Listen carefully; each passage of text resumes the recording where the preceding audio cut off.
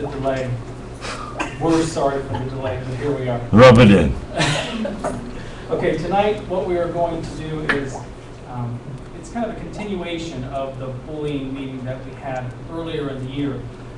People suggested that maybe a session such as this where we could get you on the computers and get you familiar with some social media sites may be beneficial. So we're going to try to do that tonight because we think that, I guess one of the themes that came out of the other presentation was that we need help from the parents. We need to continue that partnership between parents, community, and school. So if we can empower you to be comfortable with the social media, maybe you can help the greater good. So that is where or how we arrived at tonight. So the purpose is to educate you about the social media sites. Not just us talking up here, but actually on the computers trying it out. We're going to give you information so you can create your own account. If you brought your students' Facebook accounts, we can log in under their names. If you want to learn how to spy on them, we'll figure out how to do that too. We'll be as creative as possible to give you the tools that you need to know what's going on. If we're talking about, I guess one of the applications we were talking about is Instagram, and you can only do that on a smartphone or a iPod. Anything that has apps. Anything that has apps can be running Instagram. So we will watch a video on Instagram, but we won't be able to do it on the computers. But if you have a smart device with you, we can practice that as well. But before we get into the nitty-gritty, a student came to me today, and I was oh so impressed. As most of you know, I just started the high school at the beginning of February, so I'm getting to know the individuals here. And I reached out to a group of students to see if they could come help tonight. And Sierra came, and with a printed out, she wrote out this long note for me to read because she wanted to talk to you tonight about her experience with cyberbullying. And I thought that would be a great way to start tonight, to kind of give us a snapshot into a teenager's world and how this really does affect them on a day-to-day basis. So Sarah, if you come on up, please slide forward. But I'll let her talk. Thank you. But before you start, let's just talk about how much courage it takes for her to, one, come to me and put herself out there, and then be willing to do this tonight and to have her family support. So let's applaud for her. Thank you. Hi, my name is Sierra Gillum. I'm 15 years old and a sophomore at Waterloo. As you all know, we are here tonight to understand the subject of cyberbullying. Cyberbullying is different than other cases of bullying in the way that the victim feels completely enclosed by the bully or bullies. This takes place not only at school, in the hallways, but online. It seems like no matter where you go, the taunting and harmful words are present. You may say, well, can't you just turn it off? But it's much harder than you think. As humans, we naturally want to know what others are saying about us. Admit it, we all have to know. I know about cyberbullying personally, where I have been a victim of it before. It all began with a fight with a friend. It carried into school, then onto the internet. It was like everywhere I went, people knew my business. It was unsettling. This went on for days until I got to the point that I told my parents it was too much to handle. They took my phone away. Just days after this, my parents received a phone call from a concerned parent who said there was vulgar things on my Facebook that needed to be deleted. I had been hacked. This is alone a filthy feeling. You feel completely invaded. After this, I got my phone back, but it didn't stop. In fact, things only got worse. Everywhere I went, people were calling me names like slut or attention seeker. Soon, it was too much. I went into a deep depressed state. Everything hurt, every word, every post. I became suicidal. I went to the hospital with my mom out of her concern, but I was denied admission for I didn't have a specific plan. Only 4 days later, I was back at Akron Children's because things had become worse. They admitted me into a psychiatric treatment ward called Belmont Pines. I was there for 6 days. But the most ironic thing was that on the way there, I scrolled through status after status, comment after comment about me. I confronted them, not saying where I was heading, and they told me, why don't you just go kill yourself? And all you want is attention. If they only knew where I was heading. Ever since then, I try to stand up for others who have this happening to them, because no one deserves to feel like I did. It's been 1 year and 83 days since this incident, and it has made me so much stronger. I hope that my story has helped someone tonight, and I want you all to know that you are not alone and you are loved by many. I know it is hard to ask for help, but if you need it, because you're so down, we will be there to pick you up. I know that it's hard to admit that sometimes you think, maybe they're right, the world would be better without me, but tell someone, help yourself. You're fighting a war against the world, but you can win. You can overcome all the negativity. There is hope, and you are so special. Please don't ever give up. Thank you.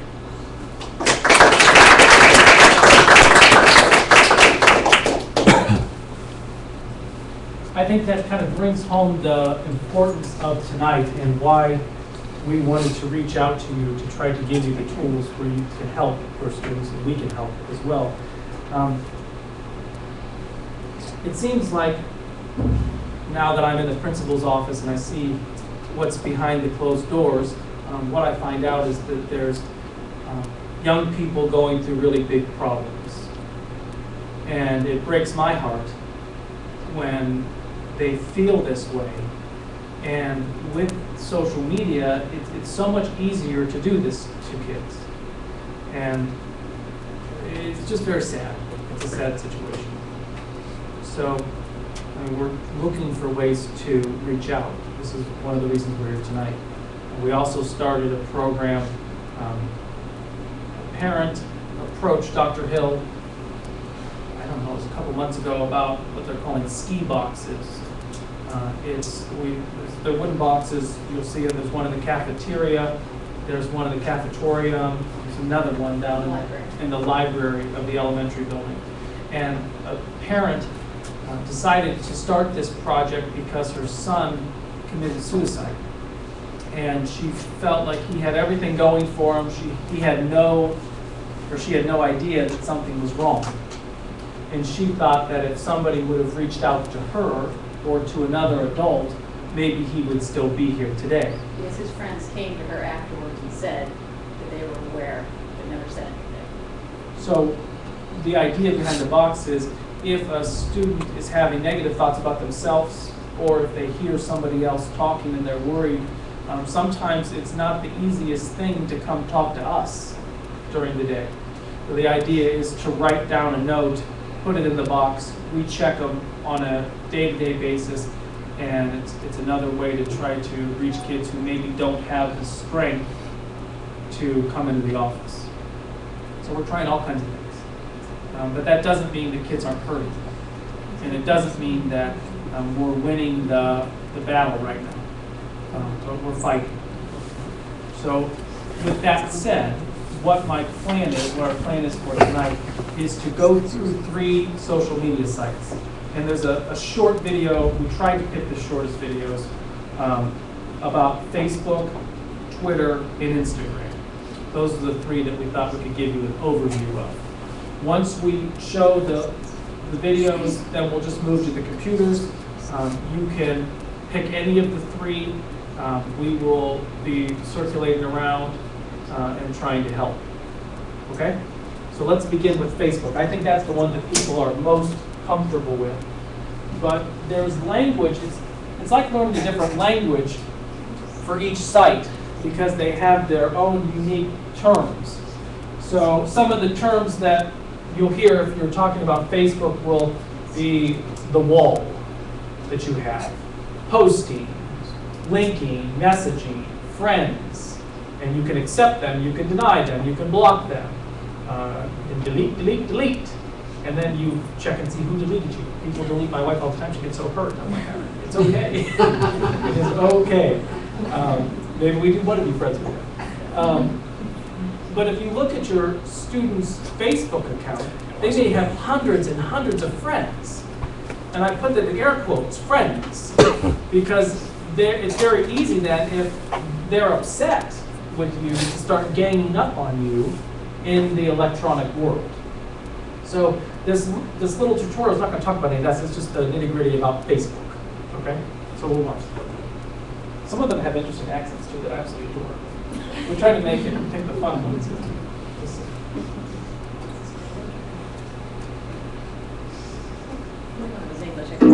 Ever heard of the 6 degrees of separation? Everyone in the world is separated from everyone else by 6 links. Well, Facebook makes that possible online. It's a platform which allows the telling of your story through a timeline of your life, connecting, communicating and sharing your favorite posts, photos and memories with your friends. You can start telling your story by simply visiting www.facebook.com to create a profile. Follow a step-by-step process to add profile information. You can decide how much or how little information you'd like to share and with whom you share it. Now you can start building your Facebook online presence by sending and confirming friend requests. You can also look for your friends by entering their names in the search bar to check whether they're already on Facebook or by sending them an invitation through their email addresses. You can also subscribe to people you find interesting without befriending them, such as journalists. These people let anyone subscribe to things they share publicly. Click subscribe next to someone you'd like to hear from, and you'll get their public updates in your newsfeed. Once you've added and accepted your friends, subscribed to the people you like, you'll be able to view their profiles and whatever other information they choose to share with their contacts. On your profile, you can find a public space known as Timeline. Here, your friends can post comments, images, and links with you and those who have access to your timeline. One of Facebook's popular features is a status update. Here, you can share what you have in your mind. This will appear on your friends and subscribers' newsfeed and on your profile timeline. You can also use the same feature to share images, events, and links to interesting sites.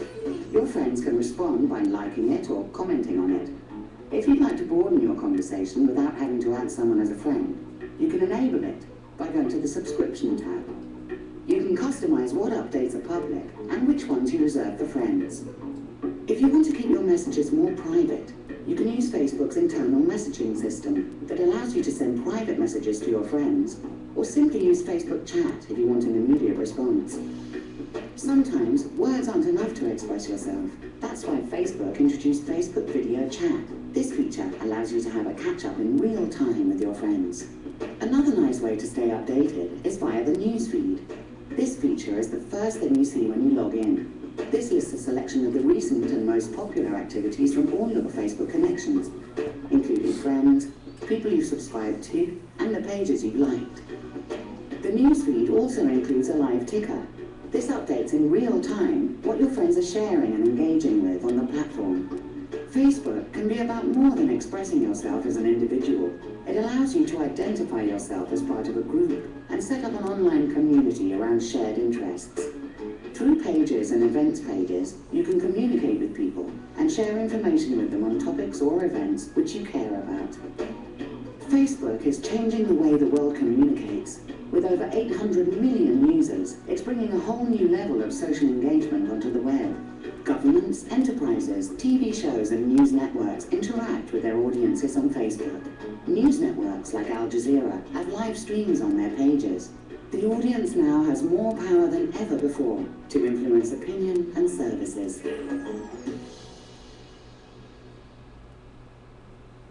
So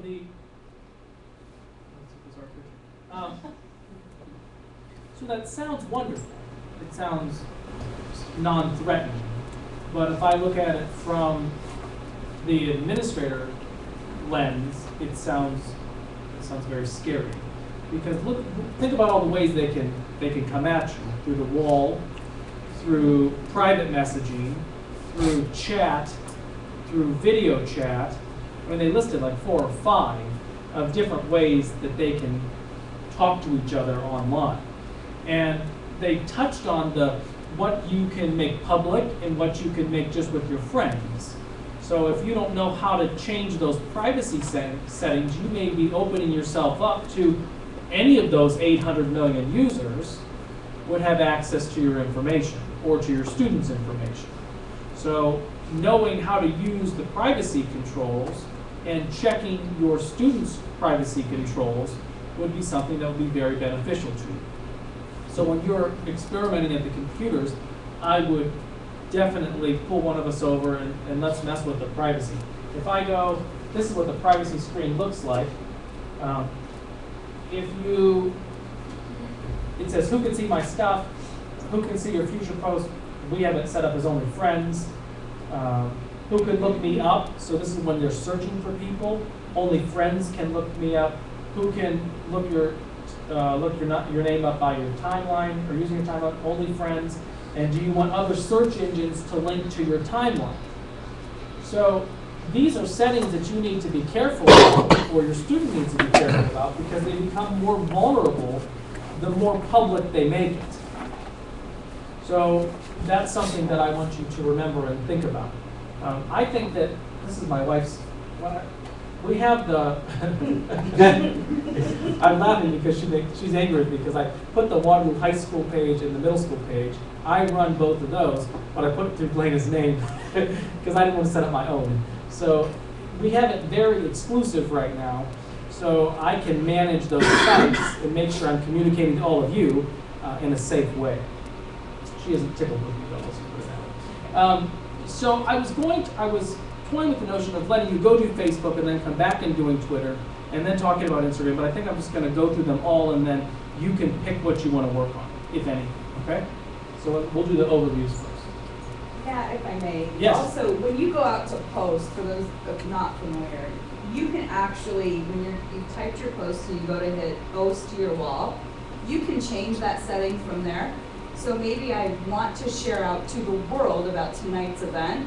If you don't remember to change that back, the next thing that I say, oh my gosh, I'm having a bad day with my mom, that too is going to go out to the whole world.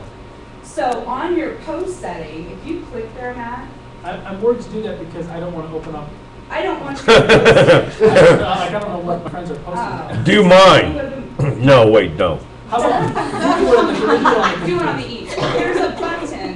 When you go to post, there's actually a button there that you can flip back and forth between friends and public. And even though you set those settings up there, just friends, you can change it on your wall page. So beware of that.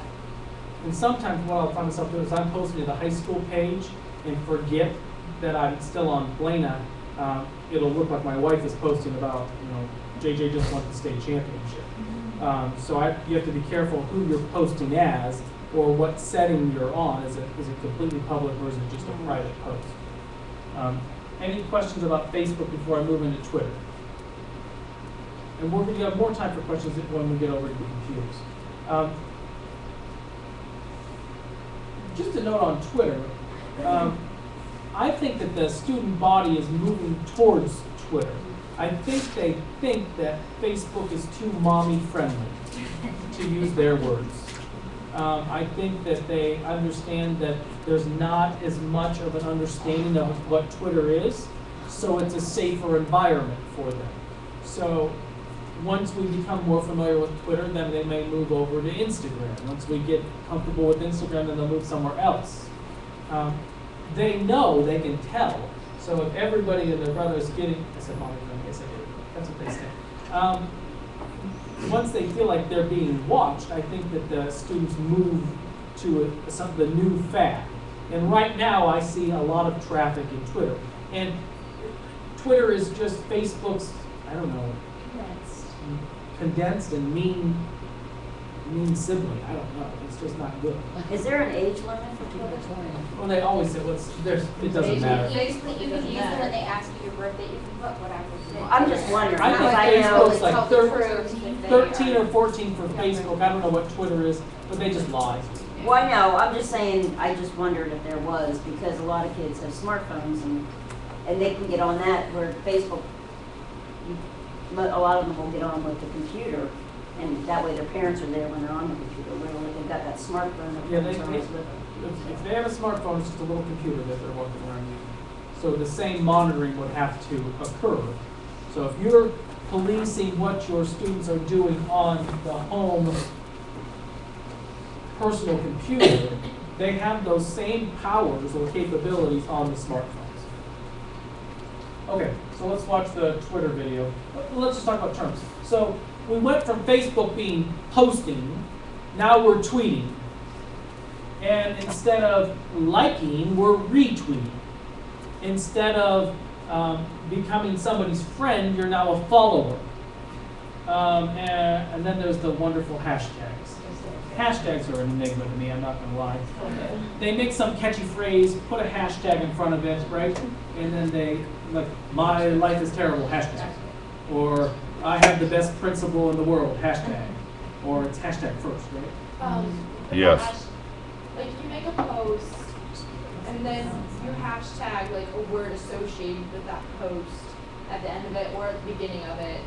And it links, if you search that hashtag, you'll find other posts with those hashtags in it. So like in my mind right now, all the students are putting like, Waterloo is wonderful, hashtag awesome principal. Yes. Yes, that's what's And happening? then hashtags, Well, thank you. hashtags can trend on Twitter. So, oh, trending's not even up there, oh goodness. But Talk to me about training. okay, you can look under, there's a tab, and it's trends, and there'll be hashtags that are trending. So if you, like, the hashtag will be Classic Joke Tuesday, even though I was about to say, and then if you click on that, there'll be a bunch of different tweets from people all over the world that have, like, classic jokes, or, like, you know, why did the chicken cross the road, sort of thing. But then they can be about other subjects. So if they, yeah, inappropriate subject, right? But so they get it, they coin a hashtag, and then people start Tweeting under that hashtag. and then it becomes popular, or there's a trend, Mhm. and then more people. It just, the list just keeps getting bigger, Yes. bigger, bigger. Okay. Good. This scares. Okay, here we go. What is Twitter? Here we go.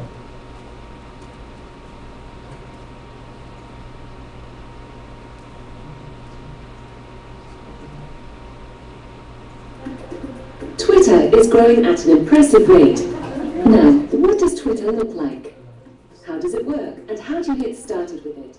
In this film, you learn everything you need to know to get started with Twitter. The word Twitter means to chirp, hence the little bird that you see in the logo.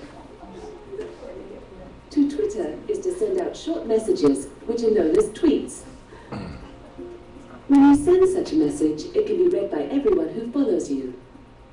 In other words, your followers. Conversely, you can read the tweets of the people that you follow.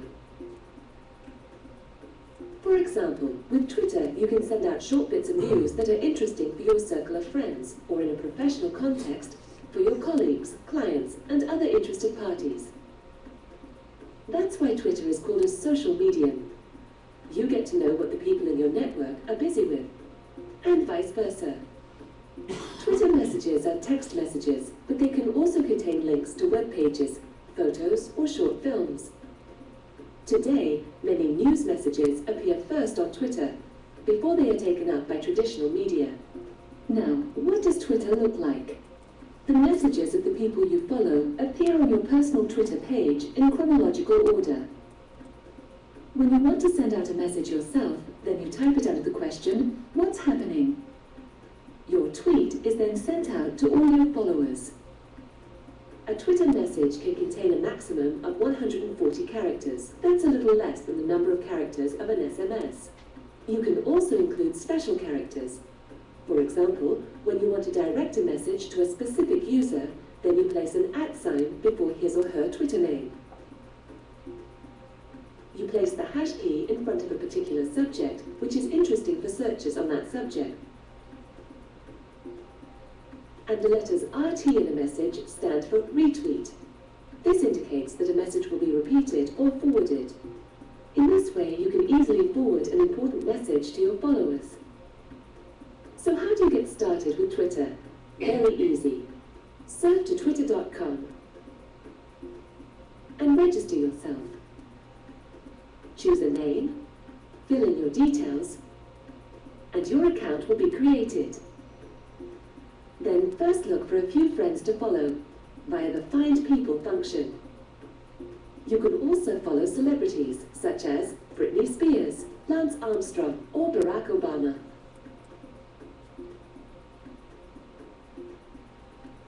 When you find someone interesting to follow, then click on Follow.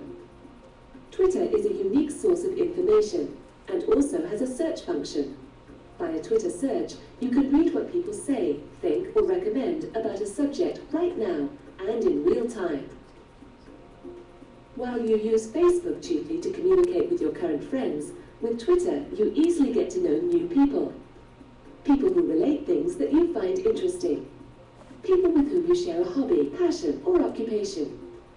Try out Twitter and find out what's happening in the world right now.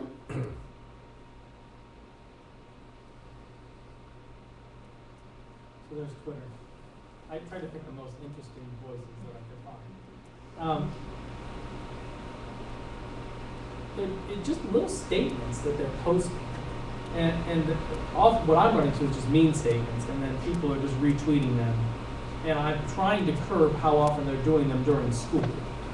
And I told them if somebody comes to me showing me that they're tweeting evil things during school, then it's my problem, and I'm allowed to deal with it. I don't know why they're using this medium to be so unkind, but they are. So overall, this one seems like it'd be more of a bullying versus Facebook. You might have seen Facebook is a little bit more than Twitter. It used to be Facebook, like you said, and then it moved to Twitter because seems like this one you could really be bullying. The thing with Twitter is that it's called subtweeting. It's where you say something about somebody, but you don't actually put their name into it. But then other people probably know, everybody knows what you're talking about, but there's no direct evidence to say, oh, I was talking about this person. Oh, but you know, you can't directly link to it, so there's no proof per se, even though everybody obviously knows you're talking about them. And then other people can retweet it, and it just spreads. Oh yeah. This one that just noise. I've not ever been involved in tweet, but I'm just feeling really invaded with this one. I would think that if you were talking about it, this would be really. also on Twitter, you can set it to public or private too. The thing is, like, your Twitter is automatically, the whole world can see it. You don't even have to have a Twitter to be or followers. Have your followers. Like, it's the whole world can see it unless you specifically change it so people can't retweet you. And oftentimes they don't have that setting set up. So that, like when it comes to the office, the argument that I'll hear is, well, I didn't use anybody's name. And I'll say, well, we all knew who you were talking about. So it's the implication. Yeah, they're trying to be consistent, and then everybody retweets it. So if there's one event that happens that matches this description, and everybody in Waterloo High School has been tweeting it, it kind of preponderance of evidence that maybe this is what we're talking about. But they're trying to use that strategy. It's just not working very well. So how does the parent monitor that? Because that's what we're here, to see what our job, if it's already put it out there, how do you want to say? How then, if you're an aware parent, they have Twitter, but you can't, it's already done. Or how do you monitor that if they're doing that on Twitter? Facebook, I can see, because you can go on and then, you got to be friend me so I can see what you're doing. You can do the same thing with Twitter. You can follow your student on your account, and you can see what they're posting if you have your own account. Or you can make them give you their username and password, and you just log on and watch what's happening on their own wall. But now what do you do if those people post not Then to delete their account. Well, I mean, in my opinion, now remember, I have little people, I don't have teenagers yet. But it would be a condition of the use of the smartphone, it would be a condition of the ability that they're allowed to use social media, that at all times I have their username and password and can check it whenever I want. And if they don't abide by that, then they're not going to have a smartphone. And if they have multiple accounts, which is something they haven't talked about, and I get wind of it, it won't be pretty for them. And you have to, if they give you a user, what I'm envisioning is they give you a username and a password, and they have one account that's clean, but they create another one that you're not privy to, and you think you're keeping up to speed with what they're doing, but they have another account where they're being evil on this one and kind on this one. So they have more than one email account, because you have to set up email. They can just create a new username. You have to have You have to have a separate. A different email. account. So if you, but you can create a new Gmail account on your own. You can make a Gmail account for free. So you can have like 6 different email accounts and 6 different Twitter accounts. You don't need a smartphone to update Facebook. You can do it from. You can just send it from a iPhone. regular phone. You can text it. As long as it's not If you're just texting yeah, it. you just text it. Right to your Facebook. It's not a basic phone. Yeah, like As long as it has text and ability, right? Yeah, you can just text it, and then it sends, and it puts it on there like a smartphone would. Even if the phone's not internet. Correct. You know, you just text it, you just text the Facebook number and Twitter number. It has to be set up. You go to your Yeah, you Facebook just set it account, up it says, on your computer. enter my phone number, it'll send me a code, Text it. and you accept it, and then now I could sit here and just text, and then my Facebook could be updated in real time. And they can receive text from Facebook on it, just a regular analog phone. Everybody wants to see it. Okay, let's talk about Instagram. That's the last one.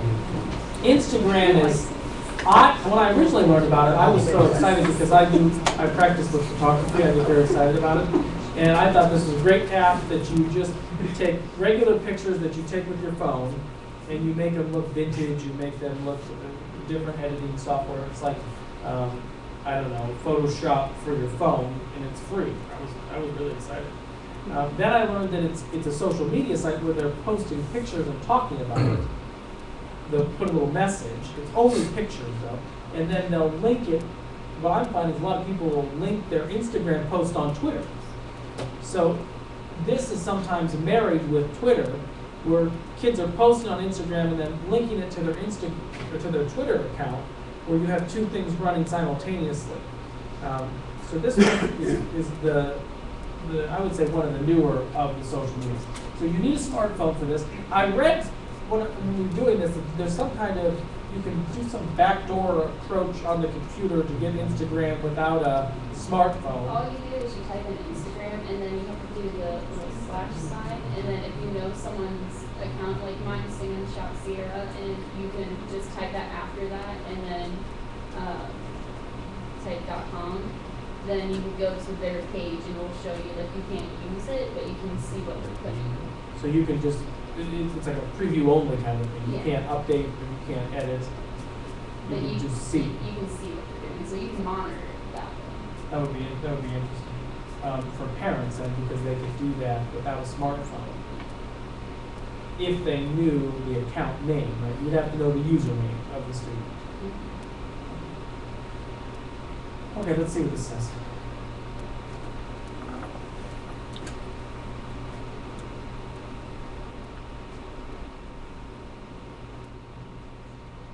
Hi everybody, Norman Bean here with smartphonenirvana.com.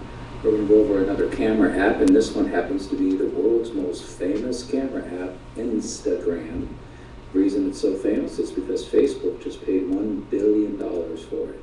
It's got all these filters along the bottom here that makes any photograph look like it's either a Polaroid from 1977, or it just boosts the color and just makes it look fantastic.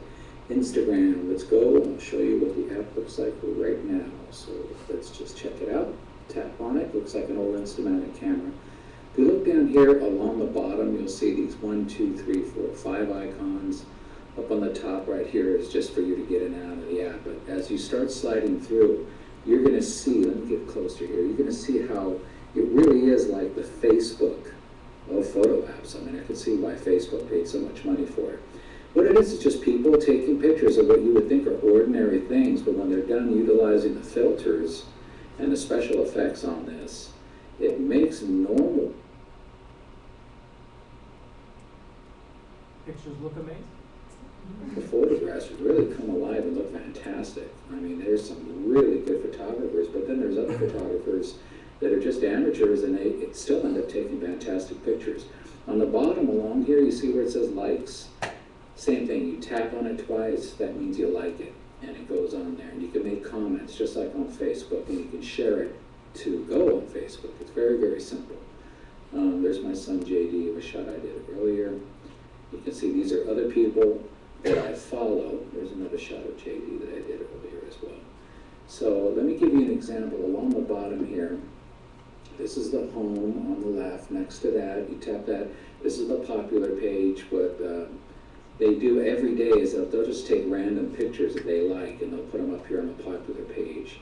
And then over here to the bottom right, you click on that and you can end up setting up your account the way you want it. You know, you can put certain friends from Facebook. You can invite specific friends if you want to, change your profile. Next to that, this is like the feed. You know, the people that you're following, like your friends on Facebook, well, you can develop friends here on Instagram, and you can see all the photographs that they're doing. So you can check that out. Now, let's get down to the most coolest part. You check out this camera right there. You just tap on that, and it brings up the camera. You've got a shot there of a plant. You see I have a high-budget studio.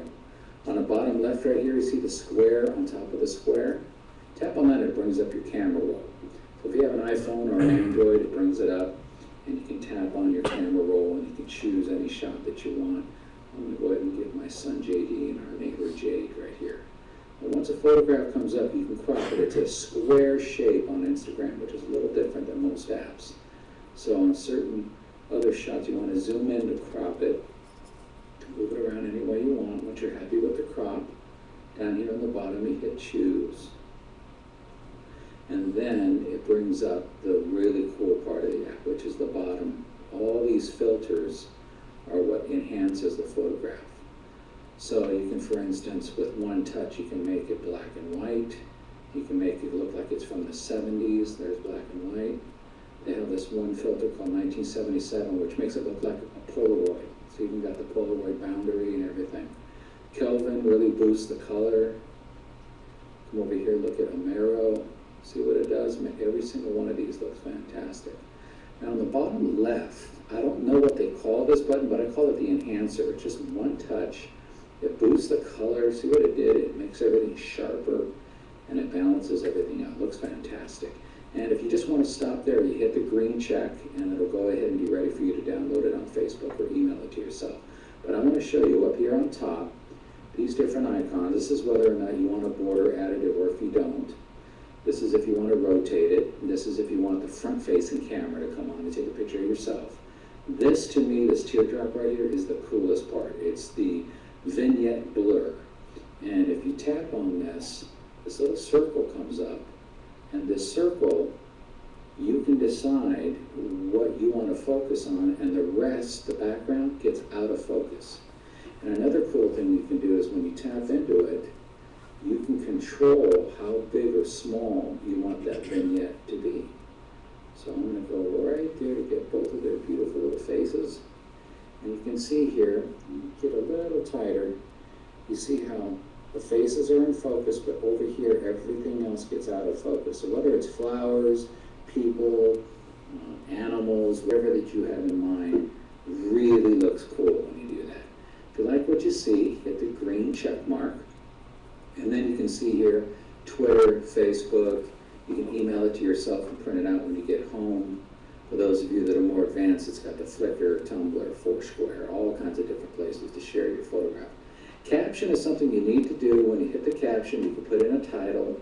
You have to do that. You do not have to put in the enable geotag. If you're on vacation, I recommend you do that, but if you're not, you know, for privacy reasons, you may not want to do that. So once you have the photograph, that you're finished, it gets inside the feed, and then people can just tap on it twice. Little heart comes up, and that means it's liked. And they can leave comments underneath as well. So you can see how it's just like Facebook, but just on photography. And like I said before, it could be something that you would think would be boring, but man, when they're done utilizing it with these filters, they look fantastic. And they have a search window in there, so if you can put in dogs, cats, You can put in a lamp, and you'll get 1,000 pictures of different lamps from all around the world, and they look incredible. So you've got to check this app out. It's absolutely free. Instagram for iPhone or for Android. So speaking of iPhone, if you want to learn more details about the iPhone, check out my website, smartphonenirvana.com. Thanks so much for checking this out. So if you saw that one setting, you can post right to Facebook, or Facebook and Twitter, and then there was some newer ones like Flickr. I'm thinking the horse movie. Flickr. Or Tumblr was the other one. So they are able to do it just with a click of a button. That's why I think they're so intertwined. So they're taking pictures with their phones, they're editing them there, they're putting a little caption about it, and it just goes out to all of these other devices these other media sites at the same time. So I think that where I thought it was just a photo editing, it's much more than that. And the geotagging feature is whenever you take a picture, it will locate where your phone is, and it'll tag it. So if I take a picture in this room, Atwater, Ohio, and that's kind of scary too if you don't know, if you don't want everybody to know where your student is, or your child is. Because literally if somebody's tracking them down, they can find out exactly where they are based on what they're posting. Facebook will do that too. I think you can geotag there as well. All of that, in my opinion, should be disabled because it's giving too much information out. Matt, my new work camera that I have has a GPS in it, and I can set it, and it won't just say Atwater. It'll give the latitude and longitude almost to the T of where I'm at. So that's just, the technology's crazy. Hey, we do, there are some folks at home watching, and they probably couldn't see that very well. Maybe on one of the Facebook accounts, could you post the links? What a great segue. Of those three. If I did something right. I am so glad that you. Would you write a note to my wife, please? I would love to do that. Thank you. So here's what we did. Because we knew there were some people that are going to be watching from home, because we didn't give you handouts, we just made a page on this early site that has a copy of the videos that we used, the slides that we used, and some of the websites we're going to ask you to go to on the hands-on application. So to get there, you'll go to the elementary school, scroll down to Miss Early, and she has a page devoted to it, and it says cyberbullying presentation. Click there. Here's the presentation that we went over. The links are embedded, so the slides that we did. Here are links to Facebook where you would sign up to create an account. Here is the Twitter sign up, and I have Instagram. You need a smartphone with an app to do that. So if you're at home and you want to preview it that way, if you want to go home and experiment, or you want to look at that video again, or if you want to, if something piques your interest, all of that will be up and available for you online on Miss Early's website. How about that, Mr. Jones? You're awesome. That's why you're president. I mean principal. All right. What is the negative thing about Instagram? Well, sometimes they're posting pictures that they shouldn't be posting. Well, that happens in the chat rooms. And sometimes when they take the pictures, then they're, with that one picture with the settings set up, it goes to Facebook, it goes to Twitter, it goes to some of the other accounts, and it's just a mass exodus of this picture to everything you're connected to. And then when somebody likes it or retweets it, then it gets bigger and bigger. And then when you post something you shouldn't, so let's say the person took a picture, let's just go with the sexting. We took a picture of our girlfriend when we were girlfriend and boyfriend. We break up, I'm mad at her. I post it to my Instagram, that goes to my Twitter, that goes to my Facebook. And then everybody and their brother's like, ooh, that's an interesting picture, save. And then I get second thoughts, and I'm like, oh, I better delete that, that was bad, I was just angry. Delete, well now everybody still has it, it's not gone. It's just off your phone, it's just off of your account. That's why some students get in trouble when they come to my office and something happened during the day, and they said, well, you could check my wall of delete. Well, I've got a printout right here where it's on 3 or 4 other people's walls because they didn't delete it. Because once they retweet it, then they show ownership of it. It's like they tweeted it essentially. It's on their wall. Or like so it, if or you, if they liked it. or if they like it. So if you delete it off of yours, but they liked your post, it's still there. Most smartphones have a thing where you can take a picture of your screen. It's called a screenshot, and you just hold down a couple buttons, and it takes a picture of what your screen looks like at the time. So if there's evidence or bad things you shouldn't have on your phone there, you take a picture, save it, and then if that's further evidence that somebody did something like that. So if this is my home screen on my smartphone, if I push the home and the top button, I can do this. It just took a picture of it. I go into my pictures, and there it is. So you can so if you get a picture that they're posting that you know you shouldn't have, but you can't resist, they take a picture of it, and it's saved there. So if I delete it from my account, it can still be on all these phones, on all these accounts. Okay, so I think at this point, if you would like to go to the computers and try to set something up, you're more than able to. If you have questions, we can do those too. Go ahead. What about Snapchat? Snapchat is the devil. I didn't talk about Snapchat because I wanted to do the 3 big ones, but Snapchat is essentially, you can create an account for that too. Same kind of principle, except the message that I would send you, so if I say, well, I want to send a message to Marcia, I send it to you, it would be on your screen for the amount of seconds I choose. So if I send, there's a cheesy picture of myself, hi neighbor, so I click and I send it to you, then it would pop up on your screen for 8 seconds and then it would be deleted from your phone. So I think it gives people the false sense of, it's amusing, don't get me wrong, it can be very funny, but if you take a picture that you think is wildly inappropriate, that you think is going to be deleted, that same process I told you about taking a picture of it, of what's on your screen, then it's not deleted then.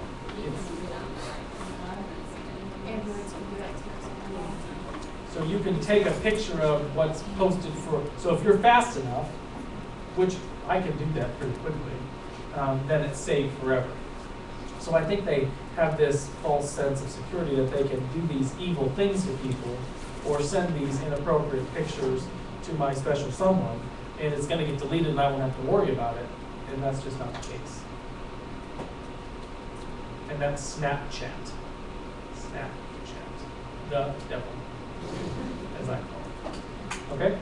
So if you want to move into computers, you can. If you want to just work on some of the things you have with you, or if you want to go home, it doesn't matter. Whatever you want for your home. Andy, do you want me to continue recording this part? Yeah. Wait, you say you have Wi-Fi.